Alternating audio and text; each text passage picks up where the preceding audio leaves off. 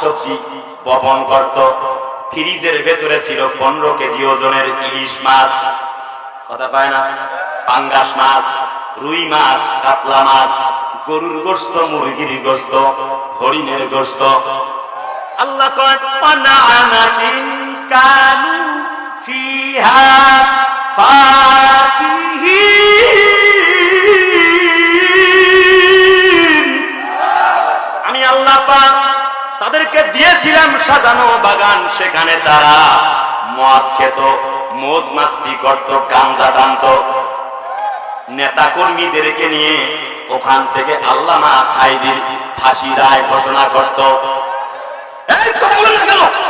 তাদের সেখানে সাজানো সংসার ছিল, সোফা, বাগ বাগিচা, খাট পালং, কি চমৎকার বাড়ি ঘর ছিল তাদের। আল্লাহ বলে অতিরিক্ত জুলুম যখন তারা চালাইল, আল্লাহ রাব্বুল আলামিন অতিথিকে নিয়ে আসেন, অতিথি মহোদয় আল্লাহ রাব্বুল আলামিন বলেন আমি আল্লাহ দেরি করলাম না, ওয়া কাযালিকা ওয়া আওরাসনা কওমান আখারিন। আমি যখন দেখলাম আলেমরা নির্যাতিত, নিপীড়িত, নিষ্পেষিত, আমি আল্লাহর আরশের মাঝে জোশ মেরে গেল। আমি রব্বুল আলামিন কি করলাম? কাম তারা কুমিন